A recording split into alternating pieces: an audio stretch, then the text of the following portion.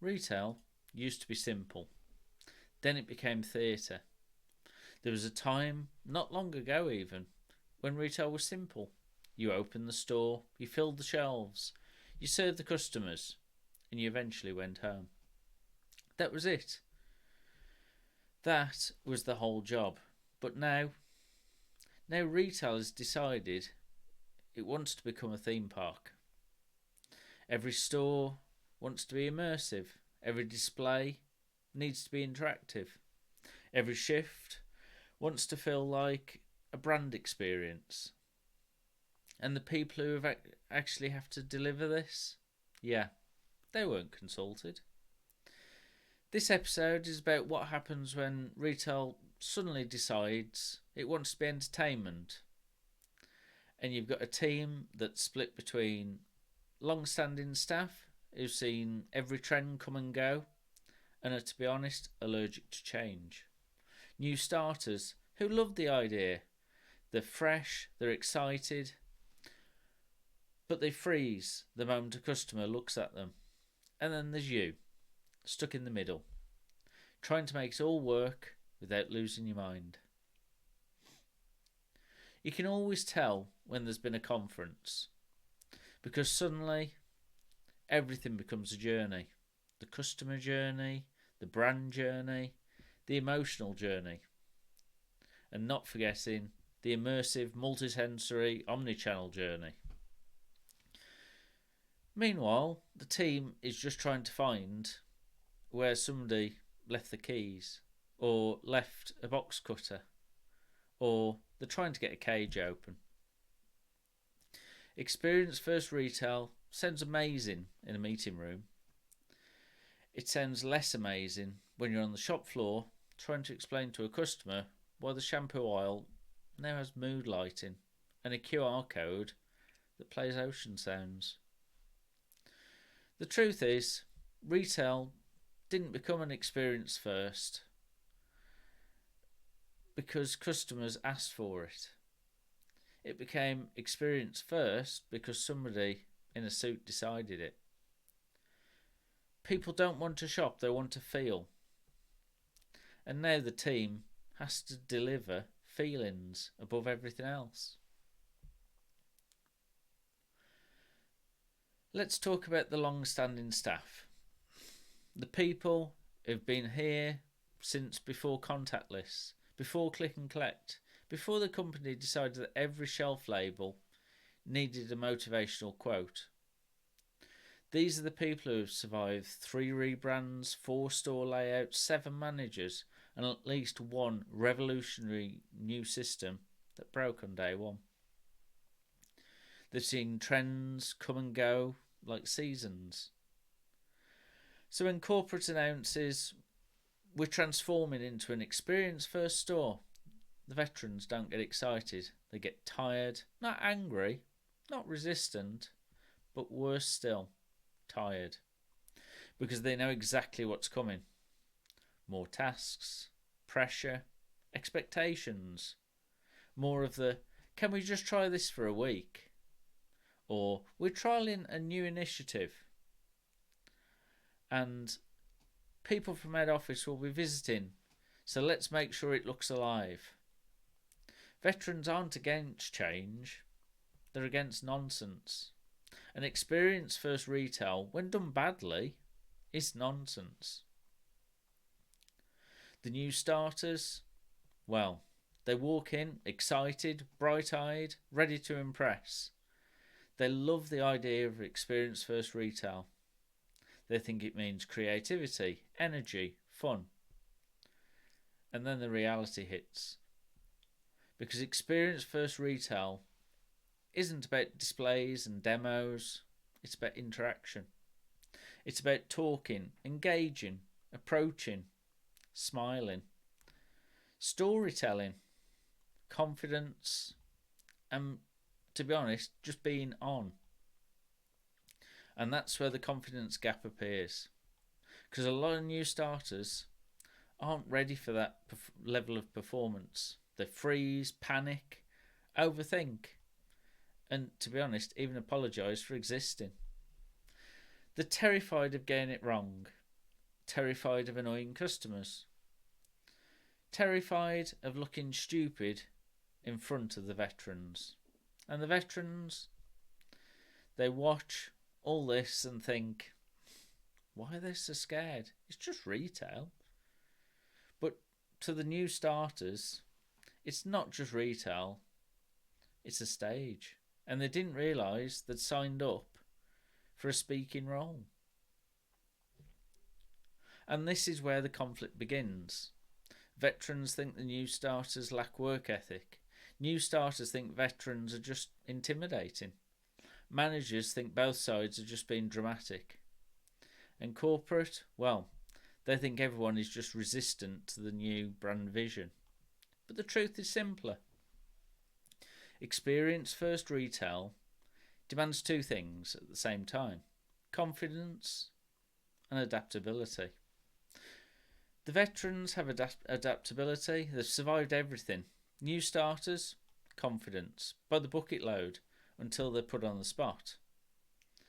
But neither group has both. So the store becomes kind of like a tug of war.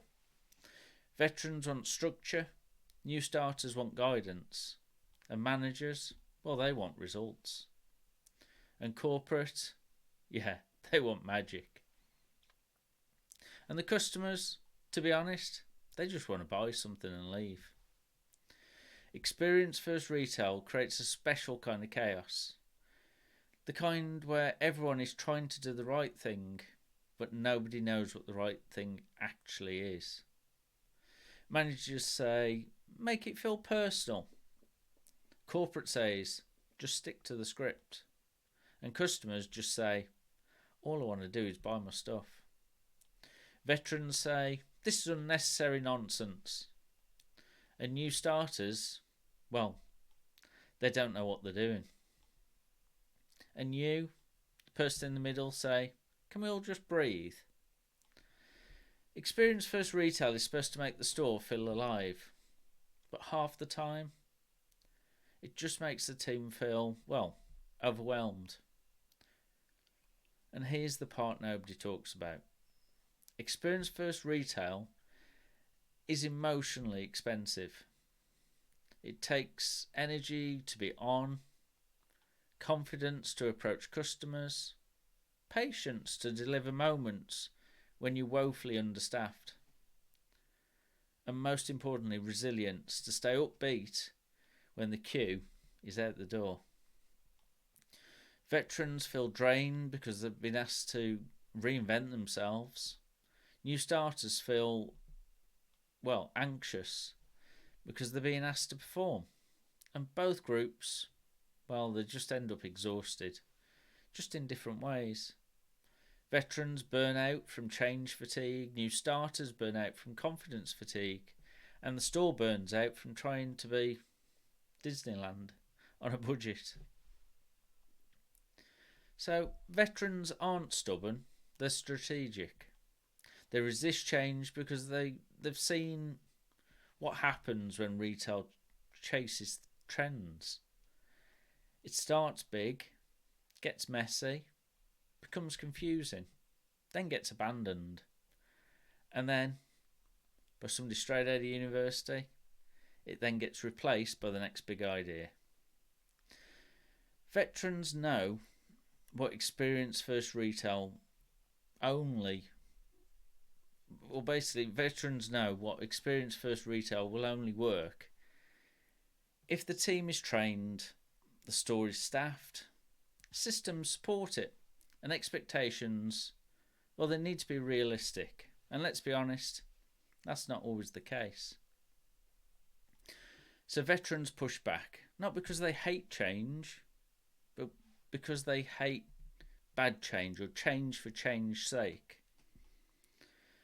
New starters, they're not weak, they're just overwhelmed. They're entering retail and it's more demanding than ever. More tech, more expectations, more customer interaction, more pressure to create experiences, more performance, less routine. And they're not just learning the job, they're learning the performance of the job. And that's a lot to ask from somebody who's only been there 3 weeks and still doesn't know where the stockroom light switch is. And here's the part that really matters, the part that turns chaos into something functional. You pair veterans with new starters, not as mentors, but as partners. Veterans teach rhythm. New starters bring energy. Together, they balance each other. You give permission to fail. Experience first retail requires improvisation. And improvisation requires, well, mistakes. If the team is scared of getting anything wrong, they'll never get it right. Keep it authentic. Customers can definitely smell forced enthusiasm from 50 feet away. If the team is allowed to be themselves, the experience becomes real and not scripted. You need to protect downtime. You can't deliver experience if you're literally running on fumes. Breaks aren't optional. They're fuel. They need to be mandatory. Set realistic expectations. You can't ask for perfect displays, service, engagement, performance with imperfect staffing. Experience first retail only works when the workload matches the vision. And here's the truth. Experience first retail isn't about tech. It isn't about design. It isn't about fancy display. Sorry. It isn't about fancy displays or QR codes or mood lighting. It's about people. And people adapt, how people learn, and people are trying. And most importantly, people are surviving. And the hardest part of experience first retail isn't delivering the experience. It's staying sane while everything around you keeps changing.